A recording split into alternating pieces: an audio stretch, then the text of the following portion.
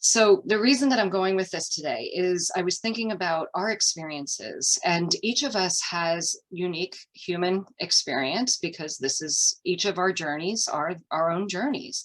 Sometimes our journeys intersect, and sometimes we could be side by side with someone and experience the same experience, but what we perceive about that experience is completely different. Two people could witness an event, but they would describe it, if you spoke to them individually, completely different. And then even if they talked again later, they probably would disagree with each other about what they experienced. This is because of our individual perception. Now, the reason this is so important is because of our human consciousness.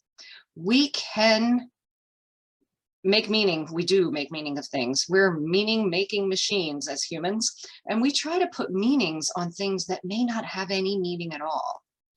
And if you're having an experience where you're not that crazy about where you are in your current reality, remember, take a deep breath and release it, and remind yourself, where I am right now is where I'm meant to be, because this is part of my human experience. And it's okay. You see, each of our human experiences that we experience when we're along our journey sometimes does not have a meaning. It doesn't have to mean anything until we make it mean something. We can also assign a new meaning to something if we choose. Or we can say, all this means is that I'm human and I had an experience and it just is. Now, when we think of it in that last way, this is when we can just release any of that stress that might be coming along with it. So say you just lost your job. I can imagine that that day would be not good. I have had some really challenging experiences, and I've left my job. I was actually happy, but it was like bittersweet.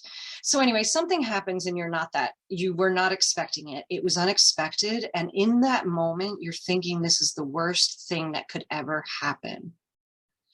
Now, what if during that moment that is horrible and it's heartbreaking or whatever it is that is occurring, what if in that moment, or in the moment that follows, we take a deep breath and we release it, and we accept that something is occurring, which we already know it is. And then we take another deep breath and we release it. And instead of trying to make meaning or trying to fight against what is occurring, what is going to occur, whether we're fighting it or not, and then decide, is this something that I can change? If you're in danger, move away from it fast. If this is something that you could make a different choice and move out of that path of whatever's going on, then do that. If it's someone has become ill or someone has died, again, take a deep breath. Accept that what has occurred is occurring, and then decide, is it something that I need to make a choice about? Is it something that I could make a choice about? And you get to decide. You see, when we take that moment to step out of the experience as if we were looking at it as if we were someone else, this is when we can take back our power in that moment. And I know I talk a lot about power because as humans, we have so much more power than we give ourselves credit for. We forget, remember, we're meaning-making machines, and we create our own reality through our perception or our illusion, whatever you want to call it. This is powerful. We have the power to decide an event means nothing. An event doesn't mean anything if I don't decide to make it mean something. Someone runs over my foot. It's going to hurt, and I could get extremely angry about that happening. And I could start like screaming, yelling, right?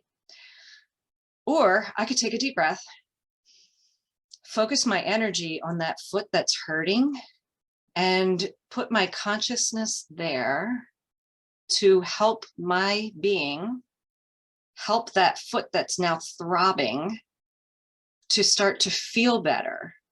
Now, if I do the second example, I've now used my power in a way that can help me in that situation to not react in a way that may make things worse.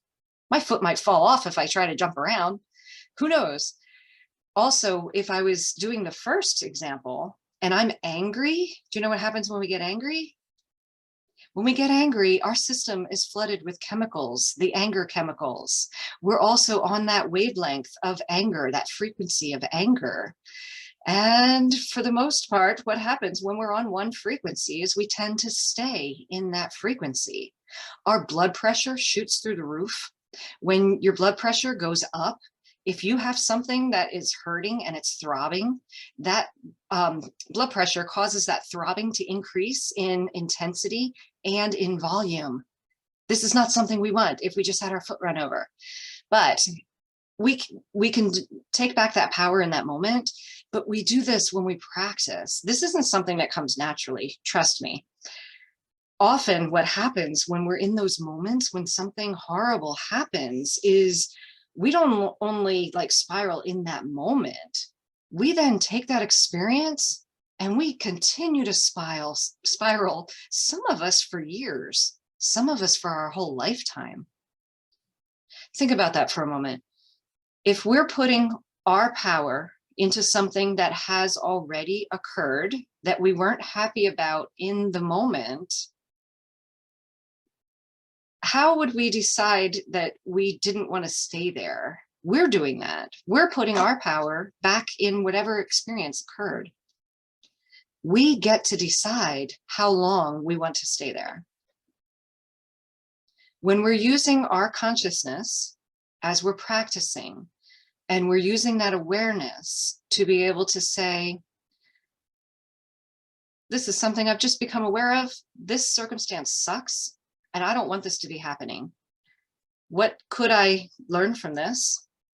Do I have any choices about this situation? Is this something I could change? And if so, if you have something that you could change about it, if you have a choice that you could make, use that awareness to make the choice, to think about the options, and to get yourself out of that spiral so much faster. So I started this, I think I went on 2 different things, but no, it's back to perception. So the difference between those 2 examples are just the way I've perceived the situation. Now, if it was someone that just ran over my foot, whether it was with their foot or a car, doesn't matter, it still hurts. Now, maybe they were running to go and help someone, or maybe they were running to go get a beer. Does my perception of the pain of my foot change depending on which one of those 2 options they were doing? Maybe. The result is still the same. My foot still hurts. Does it matter that the person was going to try to help someone or they were going to try to get a beer? They were trying to help themselves. That counts, right? So the point in telling you this is the perception of what is occurring often determines how we feel about it, how we think about it, and how we decide, is this something that I could change? Is this something I just need to accept?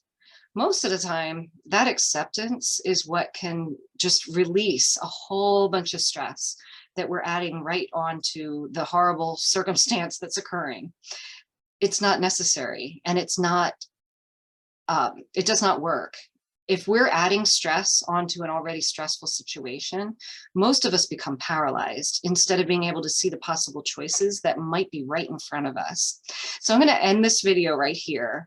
And if you haven't already, hit the subscribe button, hit the like button. If you're still here at this point in this video, you're obviously interested in hearing me babble. Let me know if any of this resonates with you. Let me know if you think I am completely out of my mind. I am, and it's okay. You see, I've now realized that it's only suffering from insanity if you're actually suffering.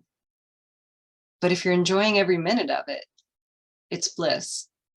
I'll see you next video.